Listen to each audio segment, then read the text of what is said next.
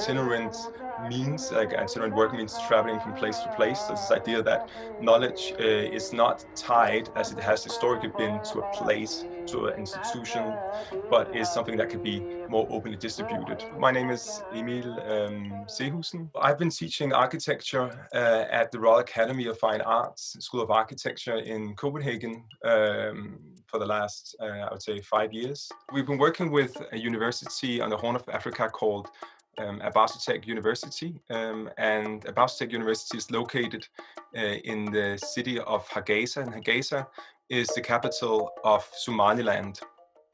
Somaliland is by all means an independent country, but it's not recognized internationally. In the beginning of September, we did a workshop with a couple of students from SCI-Arc and a group of students from Abaarso Tech University, and as well as a few people associated with Copenhagen University as well. So really 3 universities on 3 continents doing an online kind of platform.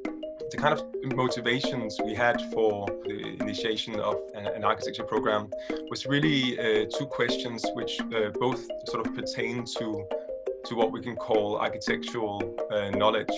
First of all, we kind of wanted to challenge this idea of what is known as knowledge transfer, and especially it relates to the idea of knowledge transfer from the West or from the global North to the global South, and kind of almost reverse that relationship. So the idea that we could create a place that was able to speculate much more acutely, much more specifically on the urban conditions, but also perhaps be a little bit ahead of the curve and perhaps being able to outline where urbanism is sort of heading in many places of the world. I took the opportunity to take a break from my other responsibilities as a practicing architect, and was given the of course immense opportunity to study at SCI-Arc in the Design Theory and Pedagogy program.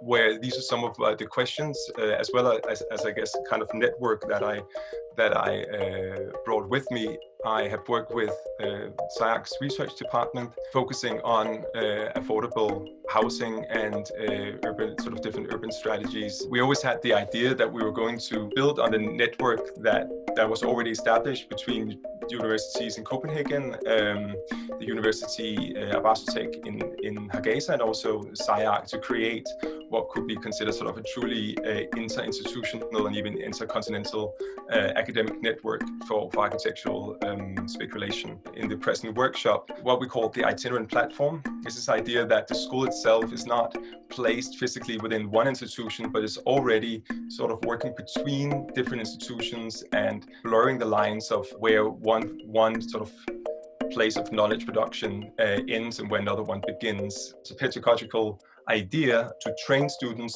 to create frameworks for each other, to question each other, and to challenge each other, to create risks for each other is sort of a very interesting idea. The way that we translated that into structuring of the workshop that we just did was we were basically training SCI-Arc, a couple of students from SCI-Arc, to produce the entire framework for the workshop, from within which the students from Somaliland would be working. And sort of going forward, we imagine that it can go the other way around, that students from Somaliland will be producing the framework from where other students can participate. It's about constantly re-examining the framework from where we produce architecture. The workshop that I participated is called Itinerant Platform Workshop. The projects that we worked on was about Somali house, like how it's made and kind of items that are in it that are interesting, basically the interior of a Somali building. So my project was about my house and how I lived in this house with my family, the living room. This is where we like to gather up together, the family, and how does it look and what items that I can create. Another example, the sitting room and the hallway, the outside garden. What does it look like? So we gathered up pictures, taking our phones, not to debris, and take a picture, and then taking another step, taking another picture, And then we took them to the Photoshop and stitched them all together. And what do you know? There's a plan of the house. This was my first workshop. So it was kind of all interesting. It was collaborating, working with other architectural students. This was great. This was from a whole other, we were communicating in 3 continents, and that was really interesting. And we were studying together and working with other students from SCI-Arc, which was really interesting. The collaboration. I can't just say that one specific person or that one specific memory. This was something completely new to me. I loved every moment, and I cannot wait to do this if we're gonna do it next year. We did an interview about asking why house is different from home to our parents and people we know. I think that was like the most interesting part. My mother, for example, told me that the house she grew up was very different and very different to her from all other houses because of like the memories she had. Also, some of my sisters told me that they feel different. This house feels different to them, the one that we live, because of like the people and because of the time they spend and all the memories they had. It was interesting to hear different things that people say about houses and where they live. It was about our home and how do you feel about your home, and share us your experience in your home. It was kind of cool the way that we like combined the pictures because it was totally new, everyone helping each other, and the fact that like we learned so many new things, so many techniques, and like it was great. The main thing that Melvin and I were working on was the tutorials in the beginning and seeing how that could be presented, how we wanted the students to kind of take pictures of their houses and basically then putting that into a video editing software, compiling them, and then that next step would be where would we bring that availability for the students. So that was the second part, the mirror page, mainly because of the distance we have from Somaliland. We also wanted the mirror board to be the main kind of platform of thinking of it as like a studio space for us as educators and them as students. That kind of back and forth, and obviously we learn from them and from their culture. And one thing that I remember distinctly that they said like there's other ways to think about architecture, and you can only really see that if we all as students just share information within each other. Seeing other architecture students around the world and how they're doing it, I think is the most interesting part of this whole thing.